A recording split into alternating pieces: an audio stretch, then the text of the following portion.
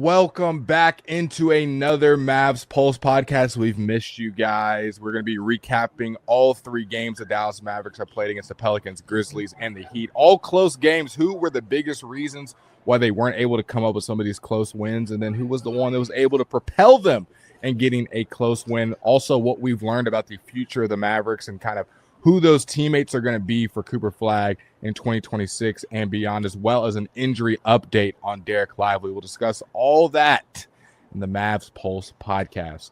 Here is where your beautiful sponsor would go. We love your product, and here it is right here in front of you. Okay, Grant, you've been with the team for all this trials and tribulations.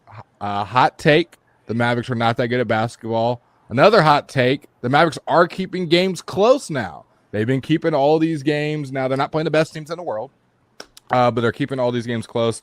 I've liked what I've seen from Cooper Flagg. He's obviously in two of these three games didn't show up when it mattered and kind of was a little bit deferred to some other players, and we'll get into that. But, Grant, how are you doing? You're in a different location. What's the life of Grant Afseth been like? Yeah, so during the holiday week, the price is very high to fly. So I'm just chilling in Florida until I go to LA. Not too bad of cities. I left Dallas when it was pouring rain, so pretty solid trade-off there. But yeah, I think lot of interesting basketball to talk about. I believe the Mavs 5-14 overall. They're 4-11 in clutch games, as you mentioned. So that's something that they've all really talked about, is how they feel like they're close. They've kept games within striking distance. They haven't been able to close them out. And I think they feel like Anthony Davis can help be that closer whenever he's back in the lineup to help push them over the top in some of these games. And we'll obviously see if that's going to end up being the case. But definitely looking forward to having AD back in the lineup. It makes them a much more interesting, closer to whole team to definitely be talking about, especially against some of these better teams. Before we get into all the games in detail, if you guys missed it, give you a little recap. What's the latest on Dereck Lively? We saw that he's the guy that's been in and out of the lineup, and even when he does play, it's very restricted minutes. And I know just from my vantage point, he hasn't been a huge impact when he has been on the floor. Looks like he's still nursing an injury. We get an update from Mavs PR the other day. What did you read into that? Yeah, so before they sent that update out, it looked pretty concerning because he was dealing with a knee sprain for much of the season, and then he came back, and then when it was a back-to-back, they were starting to manage that, like knee injury management, where they weren't going to overdo it. He was staying on a 15 to 18-minute restriction even when he was playing, but the problem was this Miami game, they switched the designation before, despite having an off day, to where it was a right foot injury management. And if you remember to the off season, he had a bone spur surgery because of the stress fractures that he had back in January on his right foot. So anytime you have repeated problems with the same, area in general, that's a concern. But for a big man with a foot injury, that's definitely a big concern. So then sure enough, as I was expecting them to do, they came out with a more substantial update where basically it's not that he's going to miss 7 to 10 days and be back. They're going to have a clear timeline for when he could be back, and it'll likely be an extended absence. We just don't necessarily know the severity because right now it's about swelling and just determining specifics about the injury. But once they know more, we'll have a clear timeline. But I would expect a long-term absence, which is tough because, as you mentioned, he hasn't really been able to get into a great rhythm this season, but at least being big, having length, that's at least been a helpful presence defensively for this team that has missed a lot of their front court depth when he's been out there to eat minutes up. But it's just been a tough sledding for him over the last, or really just his whole career with injuries, because he had a great rookie season, and then I feel like injuries have really limited the amount of consistent basketball he's been able to use for his development and continue to grow in his career. So definitely going to be important to see how long he's going to be out with this injury. Speaking of defensive consistency, the Dallas Mavericks are second in defensive rating. Didn't think I'd be saying that this season with how they played. I think a small tinge of it is fool's gold in some of the teams you're playing and some of the opportunities you're giving up, but I think some of it is real. Like your defense showed up against the Miami Heat, who have been a really good offensive team, and showed that they were able to stop it, even in Tyler Hero's comeback game. And they're keeping these games close now. Like, other than the Grizzlies game, not the most recent one, but a couple of weeks ago where they got smashed by 40, they've been keeping games relatively close, and they probably have played in the most clutch games. I'll defer to you on that, Grant, about as far as clutch games just total played. But they're keeping them close.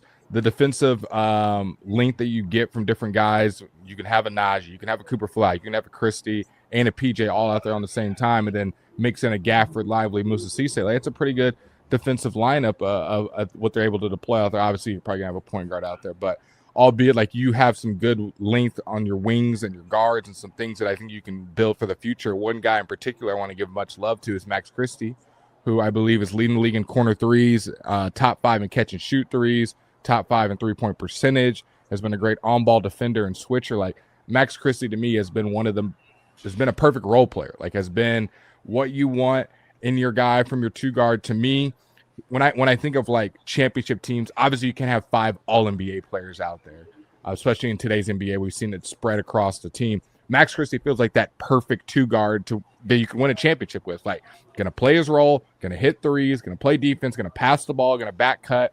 Perfect at what you would ask for. And then hopefully you have that superstar next to him and that young player next to him and that rim running center. So like the pieces are like starting to form where it's like, okay, I could see this, not this iteration, but I can see some of the pieces being building blocks for the future. And for me, obviously with Cooper Flagg, Max Christie is another one of those guys.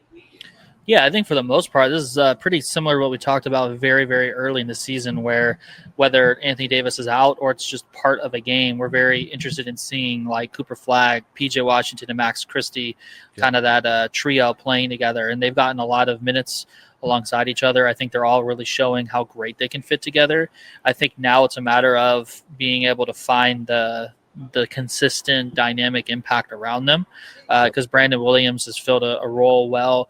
Daniel Gafford has as well when he's been out there. But I think, for this obviously be a really special team, they're going to have the right pieces around those guys. And ideally Cooper Flagg grows into a star player as well too.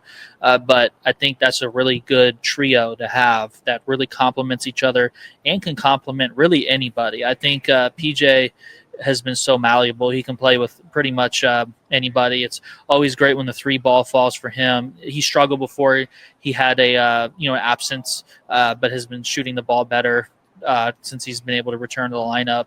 And when those threes are falling, things really open up for him. He's able to really get into paint. And same with Max Christie. He's been shooting threes at a high clip, as you had mentioned, for this entire season. And he just does so many little things. Like, he's going to attack closeouts, redrive, get the advantage going and continuing it for the offense. And he's always willing to guard anybody they're wanting him to guard. And he helps push the break as well. Like, he's running the floor hard. He does all the unselfish things that you want in a player. So he's definitely been a very helpful piece. And he's someone that, especially with the timeline for Cooper Flagg, I think he fits that so instrumentally well that it's been great to see him executing the way he has this season. Yeah, I think when you look at this Miami Heat game, you talk about PJ, talk about Cooper Flagg. PJ goes off what he ends up with 28, 29 points against the Miami Heat, and he was the guy that they were looking for late. He hit 27, ends up with 27 points, and he was the guy they were looking for late in that game to hit some clutch buckets. And Cooper Flagg's on the court, Klay Thompson's on the court, Ryan Nembhard's on the court, and I'm looking. Ryan Nembhard, shout out to him, got big minutes in that Miami Heat game, played a lot in that fourth quarter. I think played the final 6 minutes, and we talked off camera about this.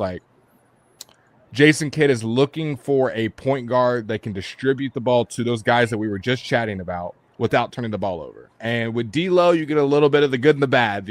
I might go for 20 and take us to overtime, but I also might be the reason we lose in overtime. Brandon Williams and Ryan Nembhard, I think, are competing. Brandon Williams probably has a little bit of an upper hand as far as just play time for who can be that spark plug. I don't necessarily need either one of you guys to go give me 15. Just get the ball to those guys and then score when you're left open. And Ryan Nembhard is obviously a little bit more pass first than Brandon Williams. And Nembhard did a great job of driving, kicking out to the corner, getting PJ open, driving, kicking, getting Klay open, Max. And then late game, you see it's a 2-3 point game. PJ has a chance at a 3 after Klay passes it to him. I did not agree with Klay passing. Klay catches on the 45 on the wing. He's got a 3 with under a minute left, and I think it's Bam Adebayo is like kind of like forcing him to pass it to the corner. Like they're kind of in a zone. He's kind of wanting him to pass it to PJ in the corner, and he does. PJ shoots a contested three. They miss. They get another opportunity late in the game. PJ throws the ball away in the inbounds. They get another opportunity in the game. PJ shoots a top of the key three, and he misses. So 2 threes missed, a turnover. He gets scored on the floater. I just thought Cooper Flagg a little too deferent late in the game. Klay Thompson, and I guess they all thought PJ was Michael Jordan. They said, get the ball to PJ and get out the way. Yeah, I think when you really look like close at that Heat loss, they were tied, 48.2 seconds left, and then they were inbounding the ball coming out of a timeout. And this is kind of why I tweeted what I tweeted after the game, where it's like it's kind of getting sickening hearing about they like the shots that they've gotten and they just didn't fall, because there's like things that you can control beyond basic shot making on good shots, even if you like the shots you're taking, like turning it over in a tied game with 48.2 seconds left because you may or may not have recognized they were going zone. There was no pressure on the inbounder, forcing it to the corner, and then it's a turnover. Like that's at some point, those are the mistakes that really, really are painful, because Tyler Hero goes the other way literally 6 seconds later and scores on a floater. And then Mavs call timeout. It's 104-102. And then now it's up to them to get a clean look. And they struggle against teams that can switch and also protect the rim. And so Cooper Flagg defers, as you mentioned, instead of being aggressive getting downhill. And then it's PJ Washington taking a not ideal three-pointer and missing it. And then, they don't end up closing the game because it becomes the foul game at that point coming out of a timeout. So those were very controllable sequences. And then Caleb Martin's in late with no timeout, so then he has to play offense on the final possession. Yeah, that was something that was very odd, because they subbed out Max. They subbed in Max Christie, Caleb Martin, Najee Marshall for Ryan Nembhard, Daniel Gafford, Klay Thompson, and then they got another look at a three. PJ missed it because it was a steal. They were doing this for defense. They managed to steal the ball shortly after the inbounds pass. Cooper Flagg came up with the ball, and then PJ has another look at a three and he misses it, and then it becomes a foul game. So that they had a very, very good Caleb Martin held the ball for like 8 seconds. Yeah, he brought it up and was playing point guard. Point guard. I think everyone at their TV was screaming like, "Pass the ball!" I think some people were like, "Call it." I know they love to insult our intelligence by saying no point guard, or you can call anyone the point guard.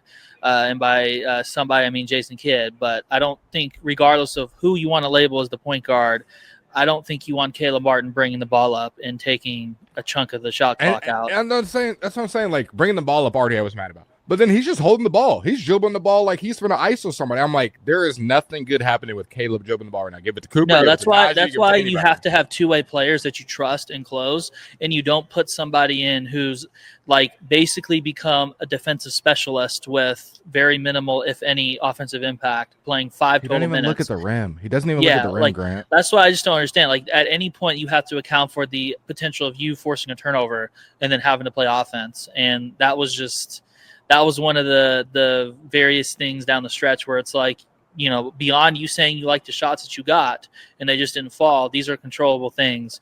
And is that to say they would have still won the game regardless? Who knows? But you have to put yourself in as good of a position as possible. And I don't think Caleb Martin playing clutch time minutes is certainly a way to do that. So, is Caleb Martin so good at defense that he's Gary Payton, where you have to put him out there, or it's like, I don't even care about the offense. Like, this guy is so good at defense that he's a good defender. Like, I don't get it. I just don't feel like you have to sub for defense at that point. Like, just get a stop. Like, it's really like with solid two-way players, it's not complicated to me. But what do I know? What do we know? We're just podcasters. There's podcasters and analysts and reporters. We don't know ball. Let's go to this Grizzlies game. Klay Thompson and Ja Morant get into it. That was fun to watch on social media after. Klay Thompson ends up actually having a good game, 22 off the bench. In that game, Brandon Williams plays 32 minutes. He gets a chunk of time. We see D'Lo's minutes go down and down every single game. That was obviously a Nico Harrison hire or bringing, as we've mentioned on the show before. Jason Kidd is not a D'Angelo Russell fan. That's not firsthand. I'm just saying, based on his minutes, is obviously not a D'Angelo Russell fan. Caleb Martin? B Will, never mind anybody come in but D'Lo. What was the biggest reasons they lose 102-96 to the Memphis Grizzlies? Yeah, that Grizzlies game, it was very clear. Memphis was without Jaren Jackson and Ja Morant, and they just destroyed the Mavericks on the board. 61 total rebounds, tons of offensive rebounds. I'll get that exact number for you. They had 23 total offensive rebounds. So I don't think that's good, Grant. No, it's definitely not ideal, to say the least. And Zach Edey was a big problem, 15 boards by himself. But it wasn't just him. He had 7 offensive rebounds, really pivotal late tip out down the stretch. But the big problem was everybody was crashing for Memphis. Every single starter had an offensive rebound. All but one starter had multiple offensive rebounds as well. And, they just didn't get it done in that regard. And, that was despite Klay Thompson hitting 6 threes off the bench, scoring 22 points. They ultimately are showing, I feel like, in these situations where if their three's not falling at a really high clip, it doesn't cover up some of these frequent problems that they have. Like, this was a game where they finally stopped turning the ball over a ton of times, but they got blasted on the boards. So, like, they're not playing a complete game.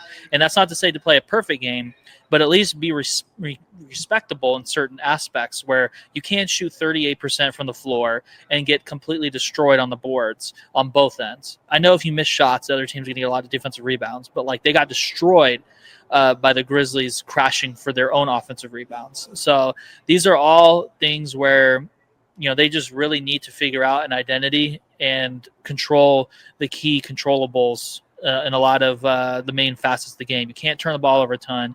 You can't rely on hitting close to 37+%, 16 made threes just to win a game against the Pelicans, for example. Like you can't be stuck losing games when you aren't hitting shots at a high clip from three, and you have to be able to get in the paint, because this is also a problem as well. They don't have the double big stuff going on right now. So like, you have to be able to effectively use the spacing that you're being provided. You can't have multiple games in a stretch shooting below 40% from the floor. That's inexcusable basketball as well. So just honestly, a truly just rough offensive team. Like, just to get a little more specific, they scored 44 at halftime against Miami. They're by far the worst offensive team in the league regardless, but in the first half, they're really rough. They don't even have a 100 offensive rating. Like, that's like Stone Age level basketball stuff that you see from them. So they've got to figure that out. Like, I don't care, players, coaches, whatever. Like, we're obviously not the one making those decisions, but I don't care what they do to do it. They cannot be producing that poor of results in first halves, and then talking about how they fought hard to get back in the game, and then they blow it in the clutch time situation. So they need to figure that out, because 5-14 is an inexcusable level of basketball. I want to discuss 2 players here. Musa Cisse, who me and you have both been loving on, has seen his minutes kind of go back to the mean, kind of staying under 10 minutes. So he had a little stretch where he was getting some fourth quarter minutes, 15 plus. We're like, okay.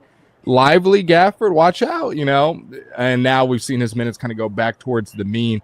What have you seen from him kind of in his short minutes?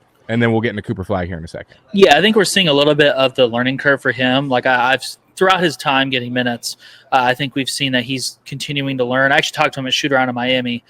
He's continuing to learn like kind of the angles that he has to take and how to handle guarding actions with NBA level talent. Like, people, I think, need to fully realize sometimes too, like with these guys, like it's much different, like basketball, almost a different sport going from college basketball to the NBA, when you have to account for so many different layers, guarding pick and roll, like with both the options that the guard brings with his skill set, and as well as the rim runner as well. Like, you can't let him get behind you, or that's a lob. Like, Khalil Ware is going to eat you alive if you let him get behind you even by a step, for example. And Zach Edey's such like a big presence in the paint. Like, he'll seal you and finish all that stuff. Like, you have to get used to that, at the level. And I think we're seeing that from him right now. And we've seen flashes throughout times. He's an interesting shot blocker.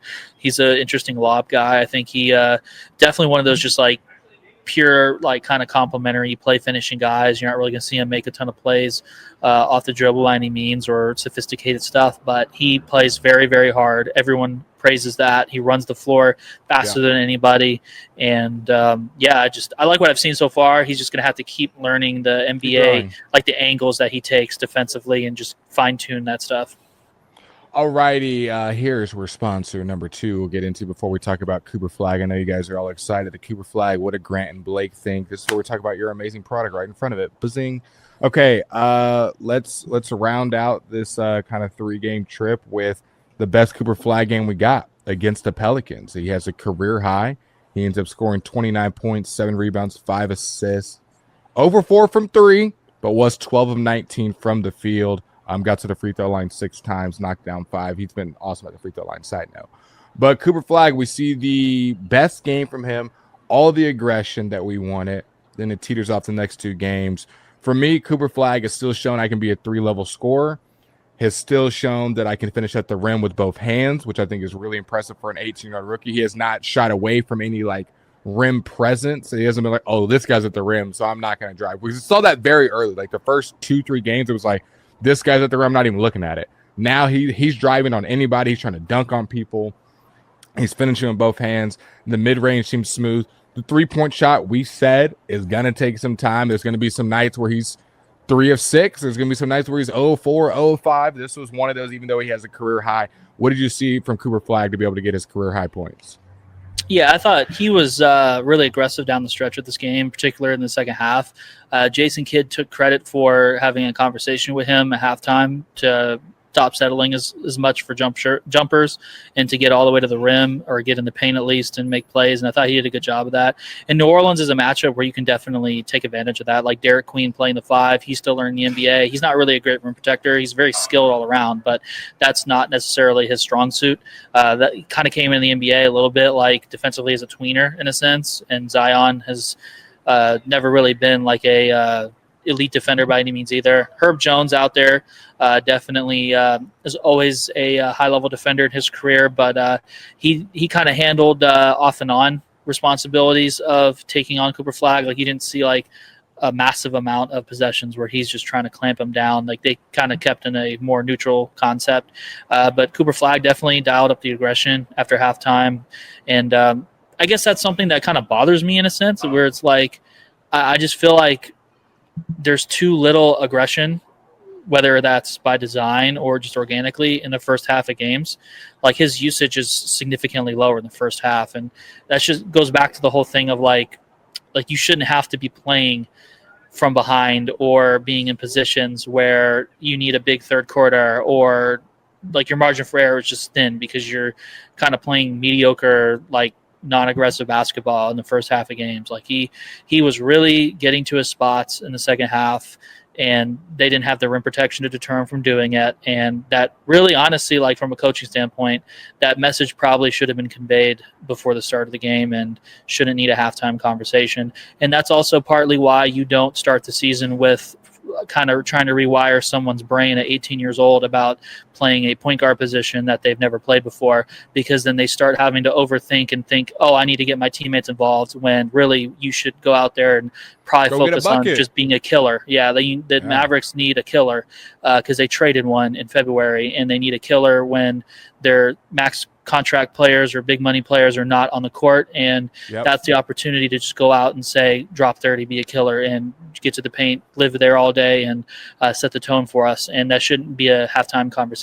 So, there's that's why I'm just harping on these things, because when you're 5-14, it's very easy to look at injuries and blame that. But there's plenty of coaching instances where, there's need for improvement, and it's cute to talk about point guard experimentation for the first 7 games and you scrap it, and then you kind of get on people for, however you guys want to talk about it, no point guard, or you can call whoever you want the point guard. Well, the reality is we're calling your team a 5-14 basketball team, and you're near the bottom of the NBA. So I think at some point better basketball is required, because it's one thing when the GM gets fired, but the coach needs to be better as well. This entire coaching staff was regarded very highly coming in, and we were saying that as well. Like, I got a lot of praise from people around the league as well, but at some point they need to find solutions to these problems, or else you can just basically chalk it up to injuries anytime you want and have a lost season. And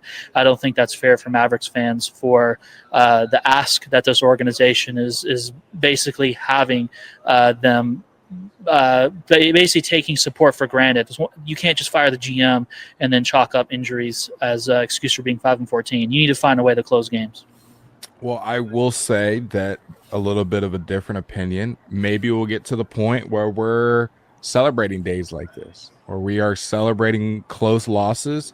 I think it's one of the two. Either this team needs to get good and make a run, or close losses are the best thing you can see. Like, hey, this team's still competitive. This team has people you can build around, a.k.a. a Cooper Flagg looks good every night. A Max Christie looks good every night. A P.J. Washington looks good every night. And then your young players like the Nimhards and Ceesays and Lively's and Gaffords, they look good. That can be the caveat of like, hey, these guys look good and they're building into next year. And then our veterans are going to move on from, because I'll give you some good news. I'll give you some good and bad news, Grant. Which one do you want first, good or bad news? I could take some good news. Okay, good news. The Dallas Mavericks, if the season were to end today, would have the sixth pick the sixth best chances in the lottery. They only 5 teams would have better odds than them: Charlotte, Brooklyn, Atlanta with New Orleans pick, Washington, and Indiana.